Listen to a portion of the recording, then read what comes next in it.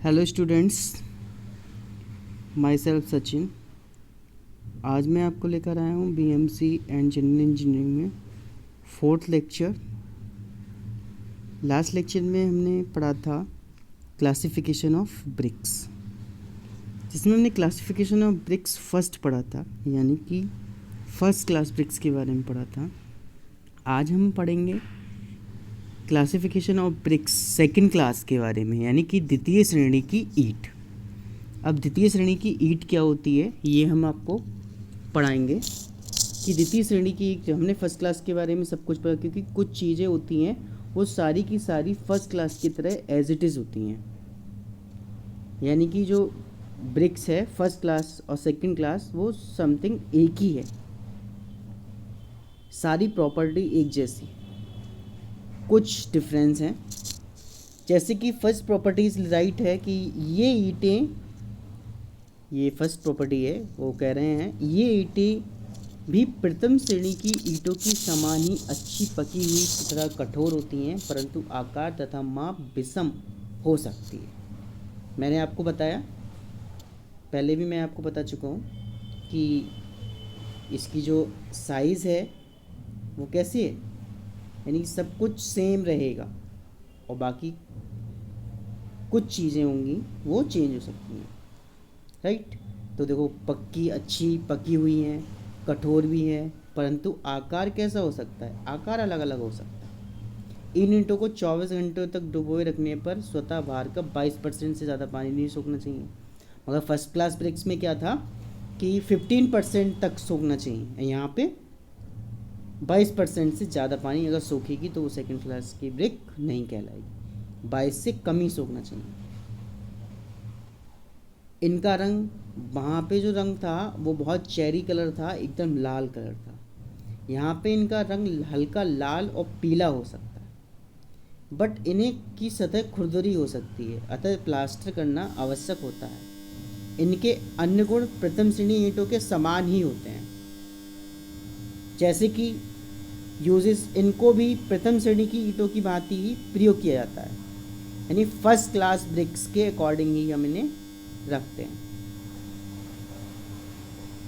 अब तृतीय श्रेणी की, यानी कि थर्ड क्लास ब्रिक, ये तो हमारी बात हो गई सेकंड क्लास। तो मैंने आपको पहले भी बताया था कि सब कुछ एज इट इज़, सब कुछ सेम हो सकता है, सब सेम होगा, बट फर्स्ट क्लास ब्रिक्स की तरह ही होगा, कुछ समथिंग। अगर वहाँ 100% है तो यहाँ पे 80, 85 या 90% तक हो सकती है, राइट। इसके बाद हम नेक्स्ट क्लास हमारा है क्लासिफिकेशन ऑफ ब्रिक्स का थर्ड पॉइंट है तृतीय श्रेणी की ईंट, यानी थर्ड क्लास ब्रिक। तो थर्ड क्लास जो ब्रिक्स होती है वो हमारी बहुत कम पकी हुई होती है। कैसी होती है, बहुत ज़्यादा कम पकी हुई होगी, तो बहुत कम पकी हुई पीले रंग की होगी डायरेक्ट, राइट। नाखून द्वारा खुरचे जाने पर स्पष्ट निशान भी पड़ जाएगा, यानी कि ये ब्रिक्स है और हम इस ऐसे नाखून से खुरचेंगे तो वो खुरच जाएगी, राइट। ये परस्पर टकराने पर मंद और भद्दी आवाज़, दोनों ब्रिक्स को अगर आप टकराओगे तो क्या होगा, भद्दी आवाज़ आएगी। और ये अपने बाहर का कितने परसेंट, 25% या अधिक पानी सोख लेती है। इनकी संपीड़न सामर्थ्य भी कम होती है, बहुत ही कम संपीड़न सामर्थ्य होती है।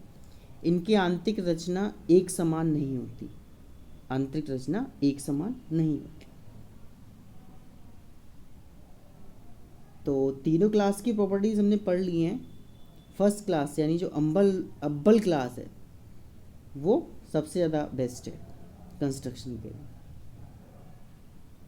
अब यूजेस की अगर हम बात करें कि ब्रिक्स की यूजेस कहाँ हम थर्ड क्लास की ब्रिक को यूज़ करते हैं, तो आप जानते हैं इनका कम मजबूती होती है, ऐसे टेम्प्रेरी। निम्न श्रेणी के लिए हम यूज़ कर सकते हैं खड़ंजा वगैरह बनाने में, खड़ंजा में नहीं कर सकते बट ये रोड़ी वगैरह में यूज़ हम कर सकते हैं। अब जब हम ब्रिक्स बनाते हैं तो एक ईंट का टाइप्स हमें और मिलता है, फोर्थ ईंट है झामा ईंट या अधिक पकी हुई ईंट। जब हम ब्रिक्स को मैन्युफैक्चर करते हैं, मैन्युफैक्चर करने के बाद में जब हम ब्रिक्स को जलाने के लिए ले जाते हैं, जलाने से मतलब होता है हमारा पकाना, जलाने से मतलब क्या होता है, पकाना। जब ईंटों को पकाया जाता है, जलाया जाता है, तो कुछ ब्रिक्स क्या होती हैं, बहुत ज़्यादा पक जाती हैं और काली हो जाती हैं। कैसी हो जाती हैं? काली कलर की हो जाती हैं। जब वो काली कलर की हो जाती हैं तो यानी कि वो टेम्परेचर उनका बहुत ज़्यादा हाई हो जाता है और वो बहुत मजबूत हो जाती है और टेढ़ी मेढ़ी भी हो जाती है,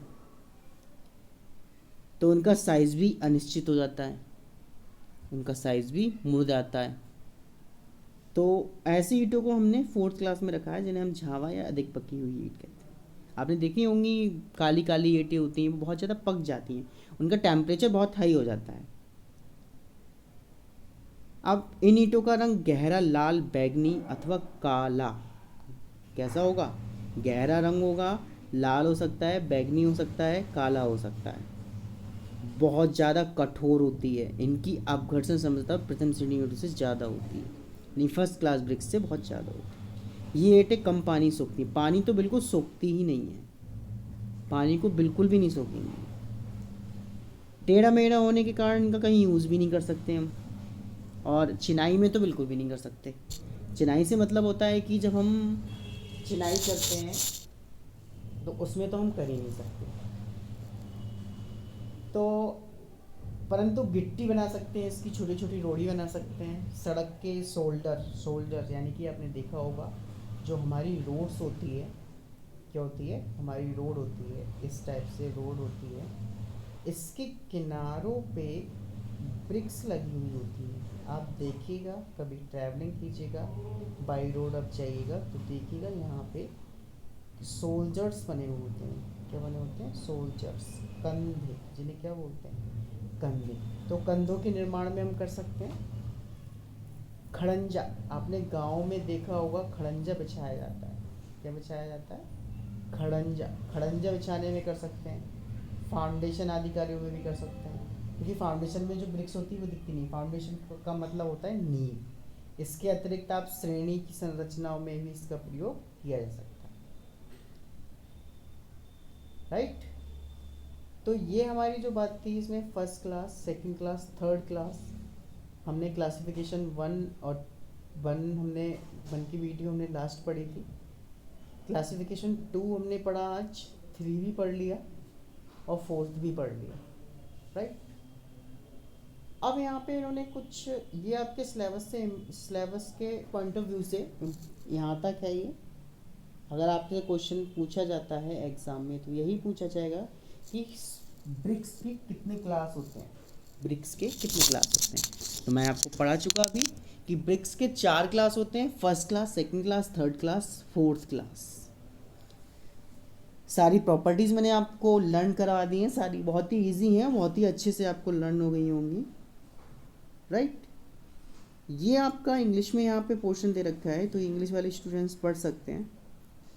प्रॉपर्टीज़ दे रखी हुई हैं, क्योंकि हिंदी के लिए आपके लिए ये हो जाएगा और इंग्लिश के लिए आप ये लर्न कर सकते हैं।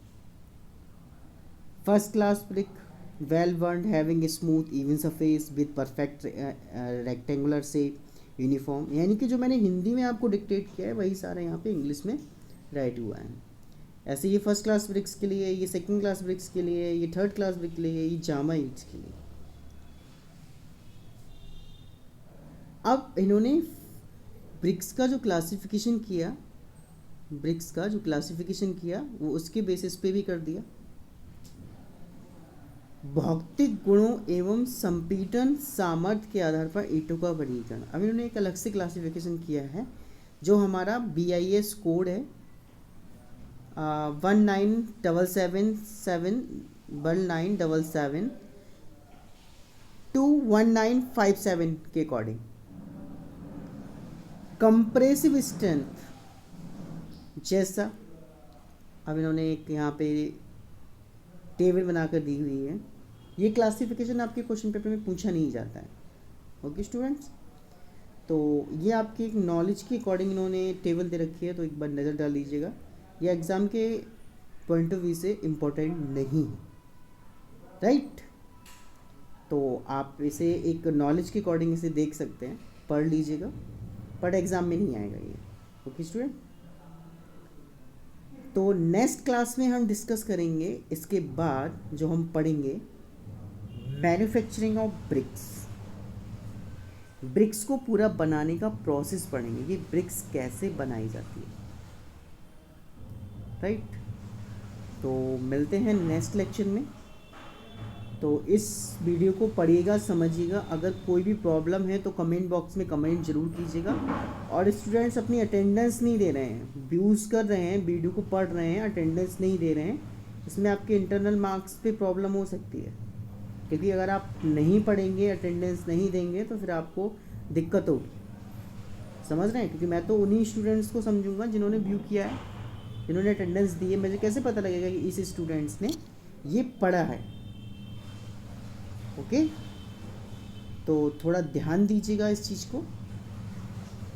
ओके स्टूडेंट्स, तो पढ़िएगा और ज़्यादा से ज़्यादा कमेंट में अपनी अटेंडेंस ज़रूर दीजिएगा। नेक्स्ट लेक्चर में हम आपको डिस्कस करेंगे manufacturing of BRICS. Thank you students, have a nice day.